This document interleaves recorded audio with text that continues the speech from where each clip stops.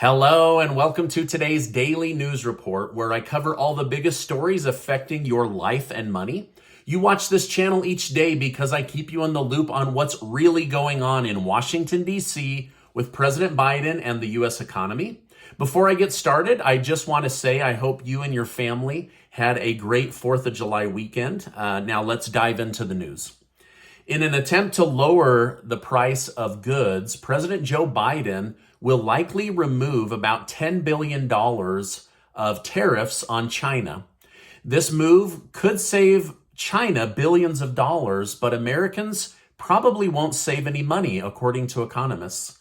But Barclays Bank has stated, although this will be a drop in the bucket when it comes to combating inflation, we may see the price of goods such as furniture and clothing come down a little, but it won't happen in the short run because there are large quantities of items already purchased that have these tariffs built in.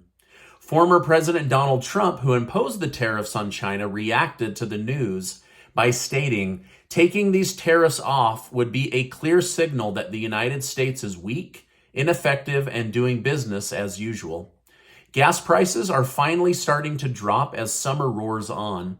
To date, prices have fallen about 24% on average from their all-time high, while the new national average sits at $4.79 a gallon.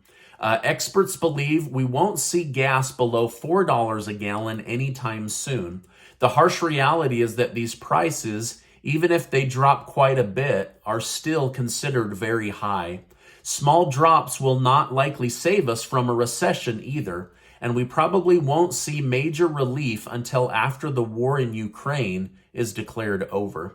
Now, please let me know in the comments, is the price of gas coming down where you live, staying the same, or has it actually gone higher? I paid $6 a gallon for the first time in my life this weekend, and I gotta tell you, I didn't like it. It hurt.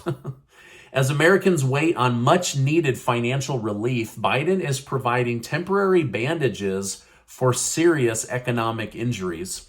Instead of promoting drilling on American land, Biden closed down pipelines and canceled oil leases.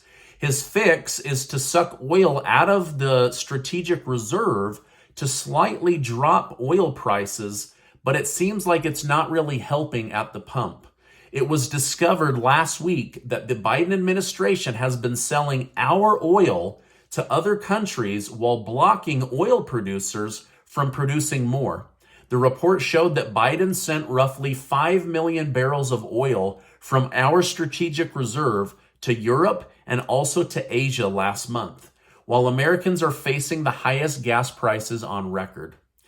Let me know in the comments, do you feel that President Joe Biden is an America First president or an America Last president? I guess I just don't understand why he's giving away our emergency oil to other countries. I also don't understand why we borrowed $60 billion from China to turn around and give it to Ukraine, who is fighting Russia, who is financially backed by China. So it seems like China is winning on both sides of the war. All China cares about is making money, and so they're willing to finance both sides of the war. President Biden continues to struggle to improve his image and messaging. New data from the Right Track, Wrong Track poll showed 85% of the country now believes the United States is on the wrong track. Importantly, 78% of Democrats now say the United States is on the wrong track and that something must change quickly. To give you an idea, a year ago, 14% of Democrats thought the United States was on the wrong track. Now it's at 78%. That's a 64% increase in people believing, 64-point increase in Americans believing that we are on the wrong track. As for approval rating, Biden is sitting at 32% approval rating. Among independent voters, he's at 25% approval rating. To give some context, the day before Richard Nixon stepped down as president because of the Watergate scandal, he was at 24% approval rating among independents. So Joe is sitting low with room to go lower because he will remain president where Nixon was removed as president.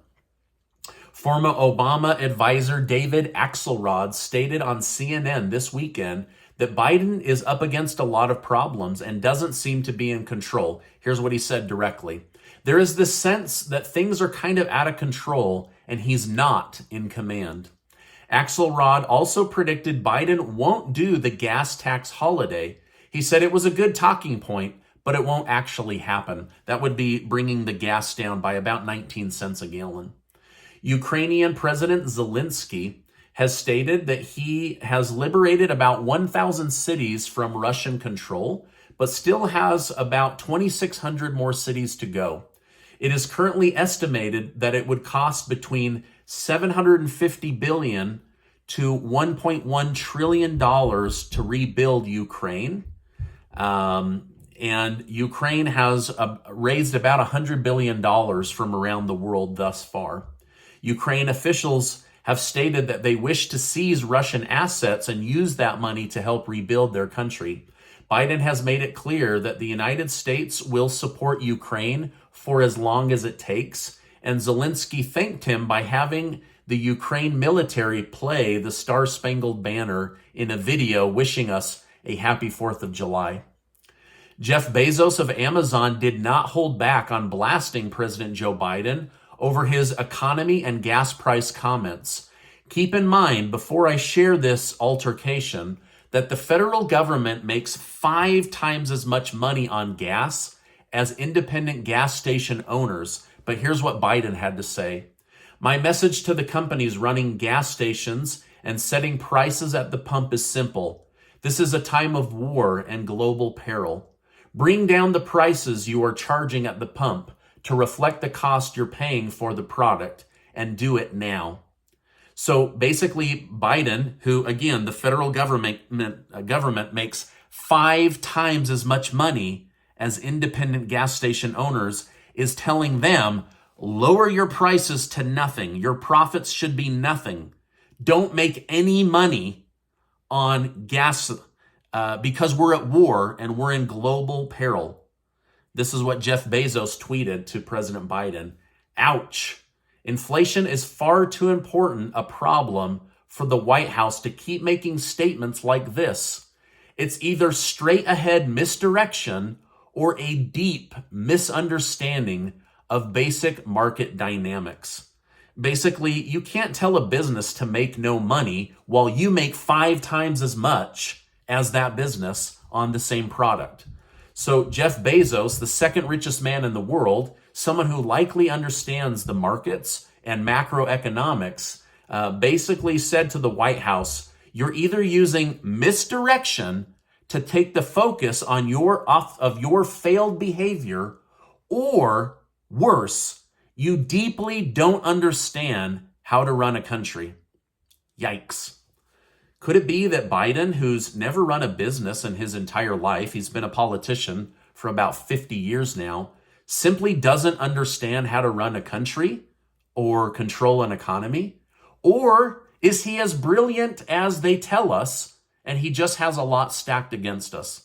Let me know your thoughts in the comments. Does he not know how to run a country, or is he brilliant and he just has too much stacked against him? On a positive note, something that could be coming down the pike, the Department of Interior's released a tentative plan allowing for 10 oil and gas lease sales over the next 5 years. This pales in comparison to the 47 former President Donald Trump asked for, but it's better than nothing. The head of Interior said, the American people should weigh in on this topic. Now is the time to decide the future of our country. Do you want cheap gas, or do you want to become a green country? Now, you and I don't really get to weigh in, so I'm not sure why she's saying this. I guess maybe through our voting. So I guess you'll get to vote in November. Do you want cheap gas, or do you want to be forced to go into green energy? Or in 2024, with a new president, do we want to have affordable gas, or do we want to become a green country? Now, I guess I don't understand why we can't transition on a schedule towards becoming more green.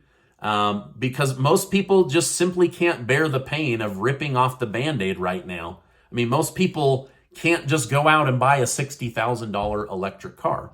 So the United States is going to decide if we're going to have affordable gas or if we are going to be railroaded into this green new energy deal. Again, I think most Americans see the value in becoming more, renewable energy independent. But at the same time, they've got to be able to get to work. They've got to be able to put food on the table. And right now, the cost of energy is driving the cost of everything, right? Now, this is my update for today. As I know more, I will come on and share more with you. Casey and I are giving away another $6,000 in cash thanks to generous video sponsors here in the month of July. 20 of you are going to get $300 in cash. You can spend it however you want on gas, rent, your mortgage, groceries, whatever you want. Once that money's turned over to you, you can literally do whatever you want with it. It's just our way of helping the best that we can. I wish we could do more, but this is us being as generous as we're able. And I want to just say it's because of these video sponsors that I do on my channel. I'll make sure to leave a link down below. Now, before you go, I want to remind you that you are amazing. I got to tell a lot of people in Idaho over the weekend and gave away a bunch of hats and got to spend time with one of my biggest fans. So, hi, Gary. All right, now, I appreciate you being in my community, and I will see you on the next video.